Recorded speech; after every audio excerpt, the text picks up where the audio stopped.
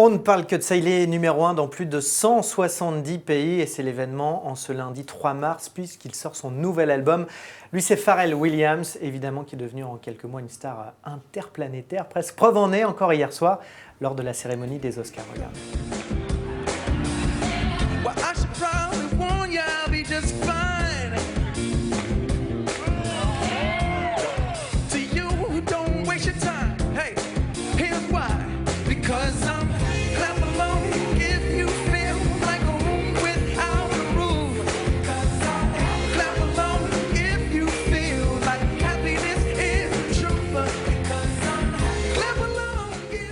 Alors, est-ce qu'on en fait trop avec Pharrell Williams? On va poser la question à deux spécialistes. Aujourd'hui, Olivier Nuc, spécialiste de la musique, évidemment, au Figaro. Salut Olivier, merci d'être là. Et Mathieu Renard, rédacteur en chef de PureCharts.fr. Bienvenue Mathieu. Alors, cette première question, est-ce qu'on en fait trop avec Pharrell? On en fait beaucoup, en tout cas, depuis un an.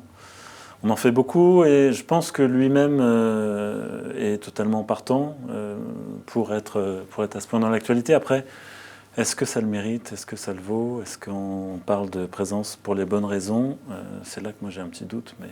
Un petit oui. Mathieu, est-ce qu'on en fait trop avec Pharrell ou est-ce que le phénomène, tout ce qui se passe autour de lui est à la hauteur de l'artiste? On en fait beaucoup. Après, je ne sais pas si on en fait trop. Il faut savoir que quand même Pharrell, il revient de loin. Parce que là, on l'a beaucoup vu cette année avec les deux tubes que sont Blurred Lines et Get Lucky des Daft Punk. Mais avant ça, c'est vrai qu'il était un peu tombé en disgrâce après l'album...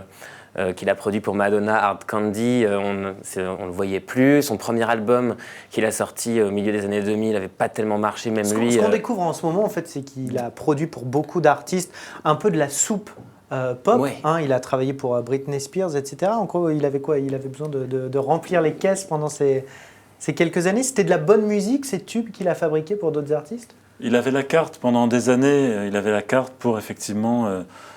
fournir des tubes à des gens, et parallèlement à ça, il avait une carrière assez intéressante au sein du groupe Nerd, qui a fait des disques, moi, qui m'avaient vraiment intéressé. Et c'est vrai qu'il a perdu la cote, parce qu'on se démode très vite quand on fait de la production. Et là, c'est un recentrage par le biais des Daft Punk en tant qu'artiste solo et chanteur, ce qu'il a finalement été très peu dans sa vie. Et c'est là que finalement, peut-être que le manteau, le costume est un peu grand pour lui, à mon avis. Alors vous, Mathieu, vous êtes plutôt enthousiaste. Ouais, moi je suis pas vraiment d'accord. Je trouve cet album. Ouais, je trouve qu'il a vraiment bien réussi à exploiter justement le tremplin qu'a été Get Lucky avec les Daft Punk pour derrière proposer cet album solo qui pour moi se démarque quand même des collaborations qu'il a pu faire par le passé. Alors Mathieu, votre site écrit « Pharrell est parvenu à contrôler son projet d'une main de maître. Les collaborations sont alléchantes, le chanteur-producteur ne se laisse jamais voler la vedette. Le disque est d'ores et déjà incontournable en 2014. » Oui. Qu'est-ce qui fait de ce disque, de cet album qui sort aujourd'hui, un disque si incontournable selon vous? Comme on l'a dit, il y a des collaborations qui peuvent paraître faciles mais qui sont dans l'air du temps avec Justin Timberlake, Miley Cyrus, Alicia Keys du Daft Punk, incontournable évidemment, mais malgré ça, il ne se laisse pas bouffer par ses collaborations et ça reste un vrai album de Pharrell. J'avais très peur de ça et je trouve qu'il arrive à garder le cap. Et qu'est-ce qu'il a en plus?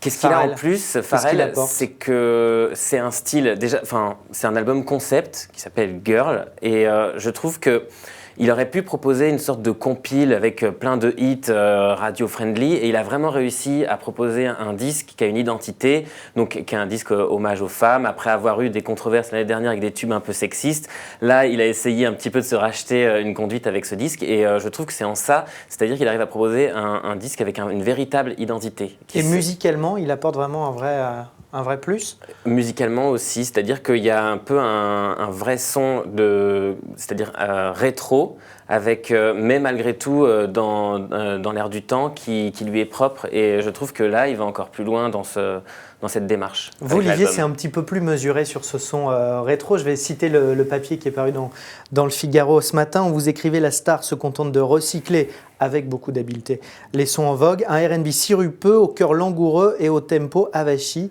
Avec cette belle conclusion à déconseiller au sujet sensible au diabète. Pour vous, c'est pas si révolutionnaire musicalement, quoi? Non, là je parle en l'occurrence des derniers morceaux du disque. Le disque, ça se faiblit vraiment sur la fin.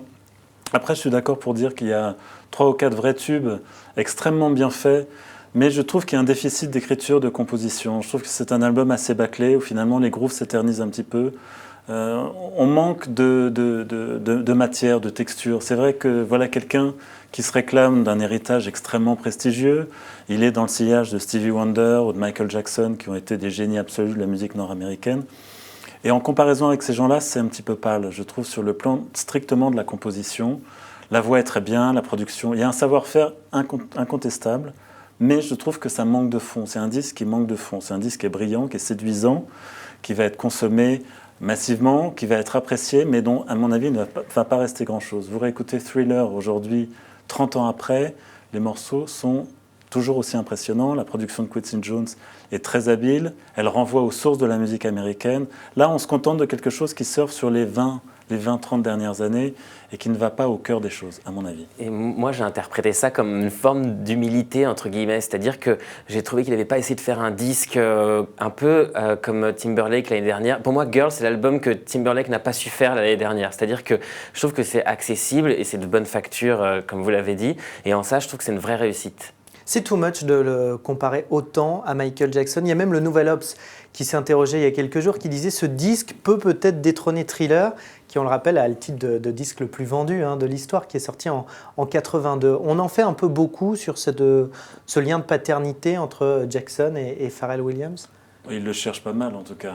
Quand on écoute le disque, il y a un vrai clin d'œil, il y a plus Off the Wall que Thriller, d'ailleurs, dans les morceaux. Donc l'album de Jackson avant Thriller en 79, voilà, qui était vraiment le premier signe de l'indépendance artistique de Jackson.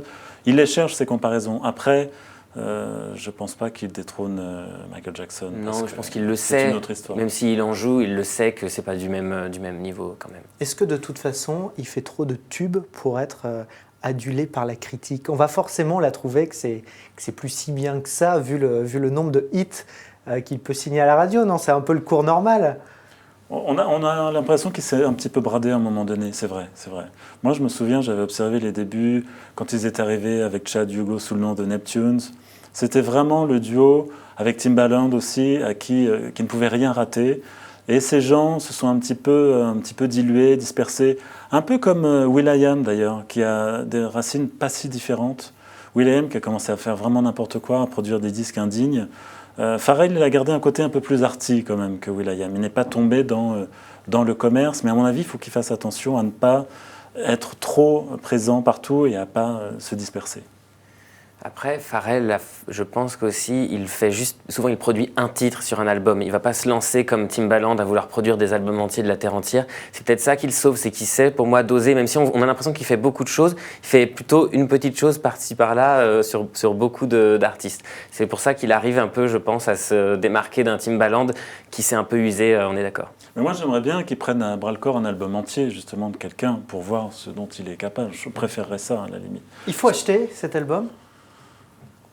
Il faut l'écouter avant de se faire un avis. Mathieu? Moi, je pense que oui, c'est un bon album pour le printemps qui arrive. Je trouve que c'est dansant, c'est accessible, je trouve ça sympa, oui. Merci beaucoup, messieurs, d'être venus aujourd'hui. Olivier Nuc, spécialiste musique au Figaro. On retrouve évidemment tous vos papiers sur le site du Figaro.